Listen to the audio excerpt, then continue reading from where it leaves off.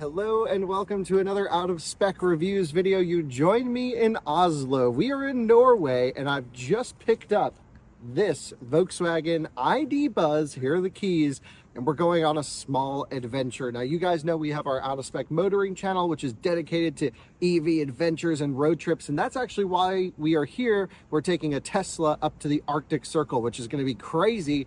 But we came into town and I decided to see if there were any buzzes in, because we're here for a couple days before we start on that big journey, and this is the perfect vehicle to play around with before we head out. So let's go actually south out of Oslo in the ID Buzz. We're going to charge it, see how the efficiency is, and just generally use it for what I think its best purpose is, which is exploring, almost like van life. This one doesn't have any van conversion. We're staying in hotels, but we're just going to go on a little trip and use it to do some sightseeing.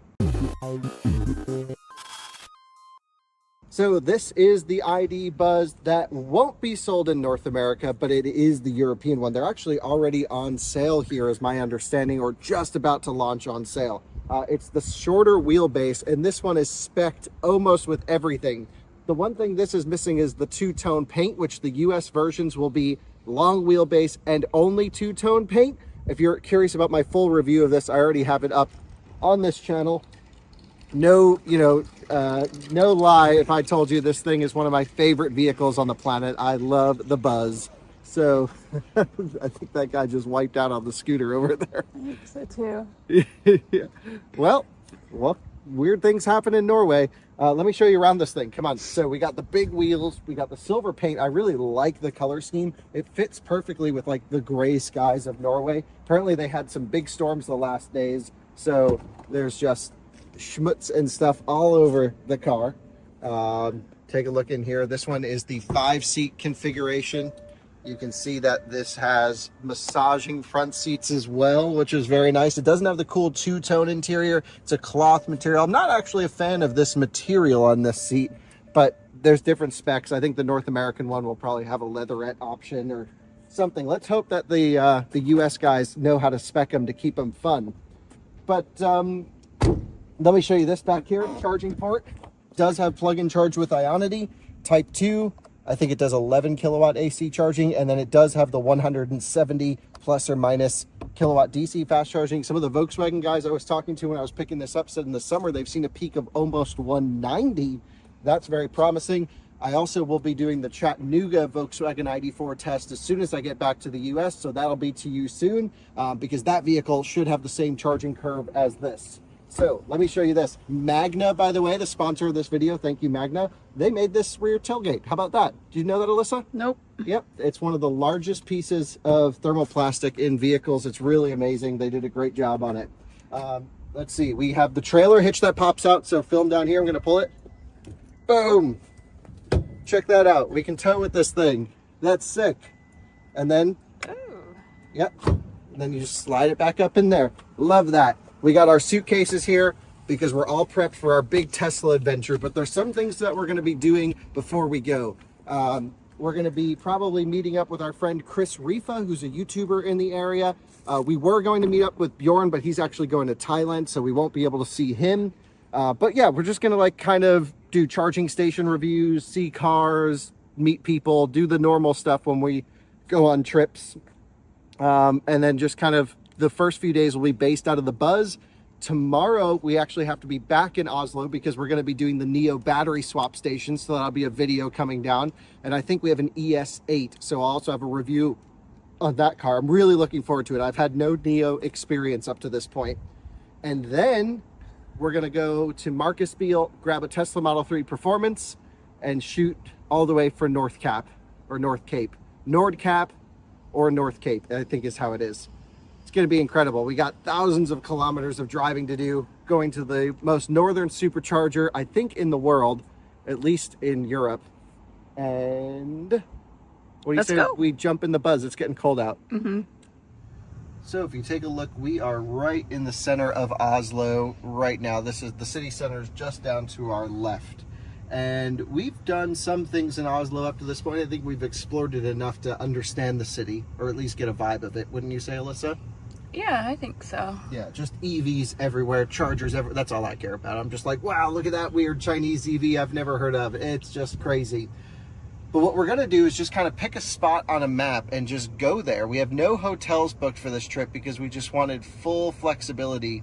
And we were thinking, okay, well, we're going to go all the way up to here, basically, in the Tesla Model 3. And that's going to be for the out-of-spec motoring road trip video. But here I thought, let's go down this way. So you can see it's suggesting a charging station, 150 kilowatt Shell recharge, which I believe takes a credit card, which is great. Some of our problems with road tripping in Europe are just station activation. We'll see how much of a problem it is in Norway here. I know that our friends at Circle K were going to try and figure out a way for us to use their stations. And of course, we can always use Tesla Superchargers natively with the Tesla app, which is great. So lots of options. Most of the Superchargers, I think, at least on this southern route, are open to the public. Some aren't, of course. But off we go in the Buzz. Alyssa, take a look at this blacked out Audi e-tron. That's what ours is going to look like by the time we get back. That one looks silver. It's so dirty. Yeah, but that's what's happening now. If you are interested, head over to our out-of-spec detailing channel. Colton will have the e-tron for the next couple weeks, and he's going full blacked out mode. This guy just got out of an i4, Ioniq, Leaf. Good stuff. Lots of good stuff. Let's go see what we can find, but let's get out of the city center. I'm not a city guy, so I'd like to leave here ASAP as possible. And the Buzz is easy to maneuver, great turning radius. Also, take a look at this Lotus Electra, or Electra. I don't even know how you're supposed to pronounce that yet. It's Electra. Electra, yeah. This is their new electric SUV, already being advertised here in Norway. Hasn't even been brought up in America yet. Like, no one's talking about it. You come here, and they got billboards with the thing on there. Just pretty incredible. So that thing says we can't go that way. So we'll just go straight.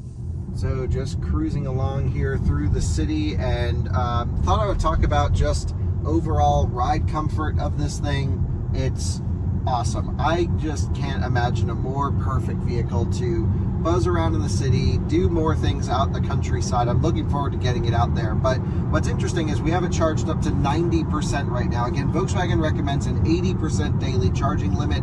They gave it to us fully charged. We drove around a little bit. We have it at 90%. It's predicting 307 kilometers of range, which is just about 200 miles, slightly under. So that isn't looking promising, especially as... What is it? Oh, that's just like our dog. But I would say the range prediction here is not looking that great, considering we've just been kind of piddling around town. So we'll pay attention to this. We'll keep an eye on our efficiency, but the wipers go out from the center, which is pretty crazy. But yeah, let's keep it cruising. Enjoying Oslo. Lots of great cars around. Norway is a very rich country, which means you see really cool cars like that Panamera Sport Turismo, and then you see cool electric cars like that Model X just behind it. So just fun eye candy everywhere. Volvo fire truck ripping it.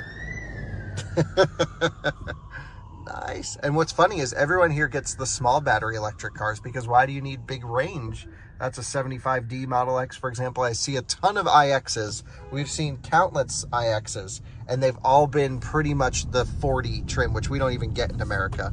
So Taycan, just stuff everywhere. Cruising through Oslo, what's amazing is there's so many cool cars around, but this thing actually is getting looks from people. I think the Buzz is still pretty new here, where it's like enough to draw some attention. Giant buildings around. We've spent a little bit of time in this area before. I remember we got an Uber here last time we were in Oslo, and it was an MG ZS, which was the first time I had ever been in one of those. So just cool experiences all around. I'm loving the Buzz. The seating position's wonderful. You get this great view of everything out in front of you. You see just how wide and expansive this view is here. It's just insane. What do you think about that, Alyssa? It's very deep. Yeah. Like there's lots of room up there. Yeah, it's really far away. It's got to be the farthest windshield I've ever been in. Yeah, it's the opposite of the Lucid Air, where I can't even drink water in that car without it smacking into the windshield. And of course, another iX pulls up behind us. Yeah, I mean, it's cool. 5-seat version. I wish we had, you know, I wish we could experience the long wheelbase. I can't wait until that happens, because that's what the US is getting. That's when we'll know what we're getting in our market. Right now, it's still a big question mark as to, is it going to retain the personality? Are they going to just turn it into a minivan? Or we just don't know what's really going to happen here. So let's just go to the right and cruise along, but let's not run these people over. And here we are, just merging onto the highway. A nice I-Pace next to us over here. Leaf, e-tron. I'm going to make a whole video just doing EV spotting. I think it should be pretty fascinating to see just how many electric cars there are. Now, as we go north in the country, our experience is there's less and less the farther up you go. But at least down here in Oslo, in the populated areas, it's just truly insane. So perhaps that'll be another video coming in the future. But look at this thing. We're cruising at 80 kilometers an hour, 85 kilometers per hour, and it's not the quietest thing on the planet, is it? No, not at all. Yeah, so I'm a little bit disappointed, and I noticed that on the first drive. I didn't know if it was just that vehicle, but it is a little bit loud cruising. Now on this one, we have the big wheels, which I didn't experience. I'm noticing less wind noise than I did in the other one. This is a nice looking e-tron right here. Good spec on that right there. But yeah, not as quiet as I would like it to be. Got all the sailboats over here in the water. Just a really cool spot to cruise through. We've been here a few times and just love it. So let's go continue on the adventure. It says we have 318 kilometers to go until we get to that stop there. Another day in Norway means another Tesla towing a trailer, followed by a Q4 e-tron Sportback and an iX3. It's just mind-blowing. I know this is more about just our experience driving around Norway, saying we're here and we're out for a cruise in the buzz. And that means just chargers everywhere, cars everywhere. Insane. I think, Alyssa, you just mentioned about how many i3s we've seen, actually. Ton of i3s. Oh, there's one right there. Yeah. I think i3 and Tesla are probably the most popular here. Yep, I would agree. i3 and Tesla seem to... Also e-tron. Yeah, tons of e-trons, tons of BMW electrics, and tons of Teslas. Take a look. i3 charging up. Love that. Also, this thing's got the cool little orb on the ground. What's interesting is we have a light up door handle on the front, but not in the rear. Take a look at this up close. Doesn't that look a little bit odd to you, Alyssa?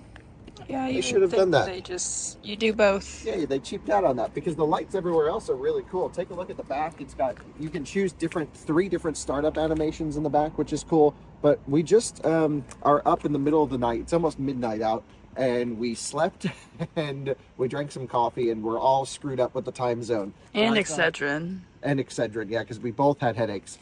So I thought, let's go try a whole bunch of different charging stations and see what we can activate as tourists. We're at a Shell recharge station here. And I have a plug surfing card, which you actually can't get as an American. But because of our German stuff, I have it there. So that's good. So let's see if that works here. So we're at an Alpitronics Hypercharger, my favorite freaking chargers on the planet. And let's see if it accepts plug surfing. It does. Take a look at that. So we'll choose DC CCS.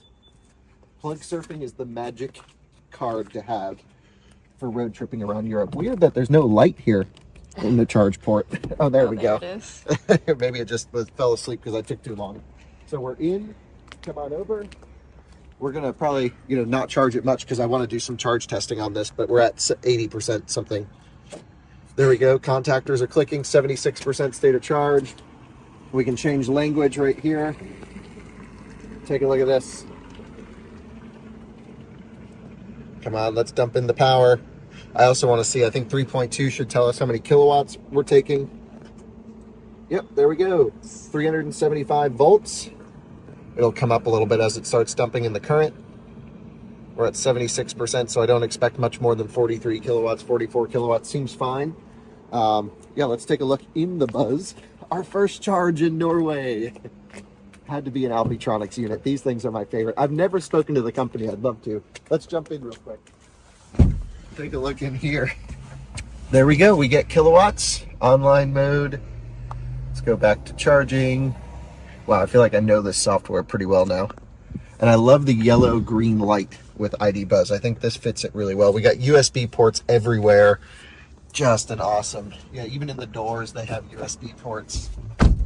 But there we go, 41 kilowatts, charging up, no problem. So we can use Shell recharge stations. I'd like to go to Circle K and try that out now. So let's hit stop charging and keep driving around. We got to find dinner. Everything's closed. It's a Sunday in the middle of the night. It's midnight. Yeah, there's nothing open at the moment, but electric cars are out charging. There was an e-tron going through the car wash. Things are happening, and we are in Drammen right now, which is just west of Oslo. So another, I would say, pretty major city here in Norway. Mm-hmm.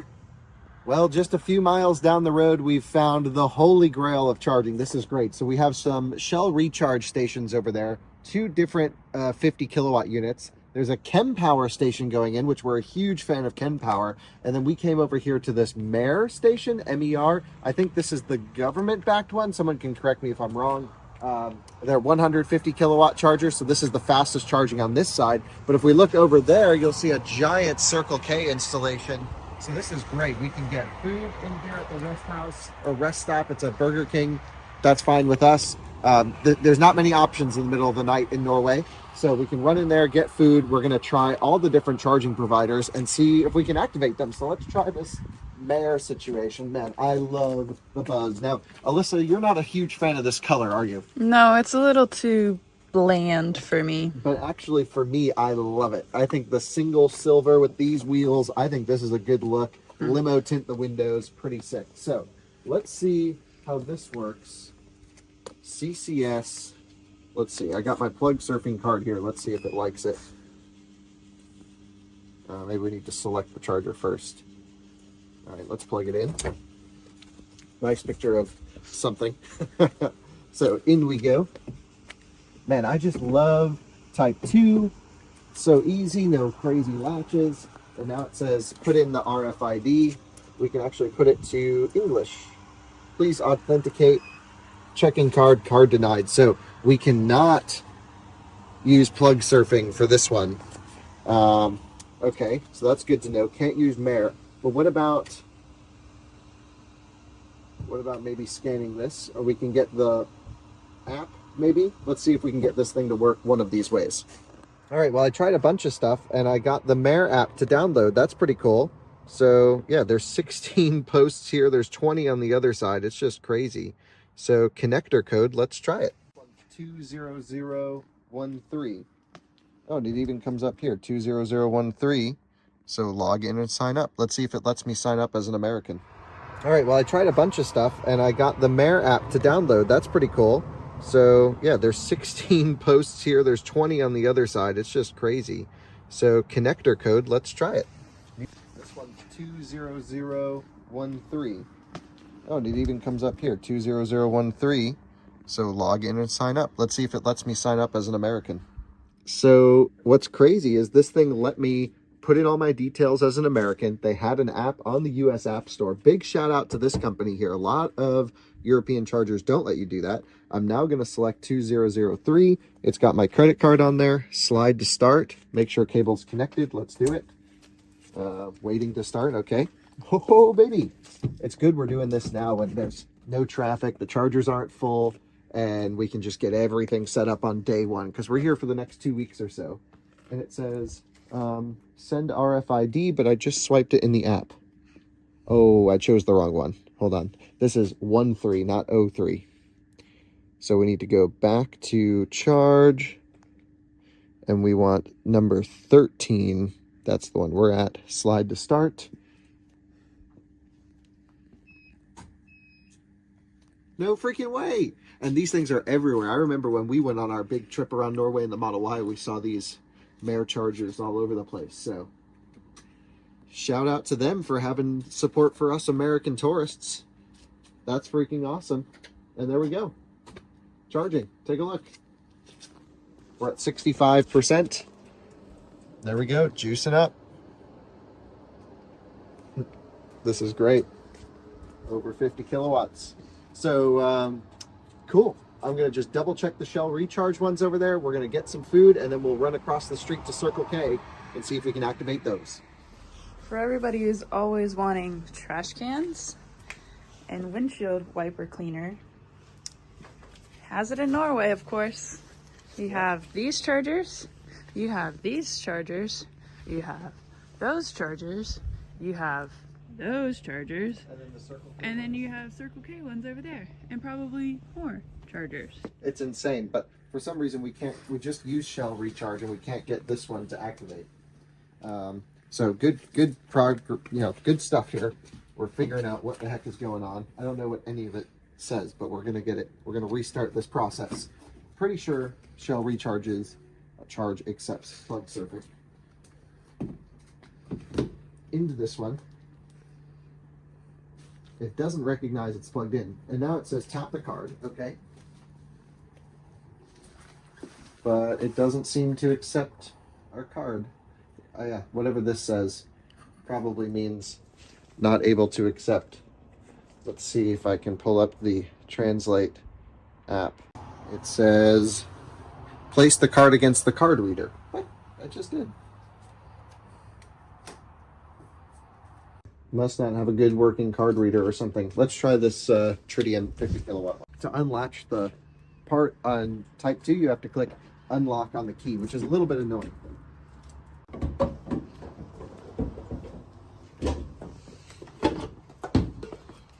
All right, let's give this one a go.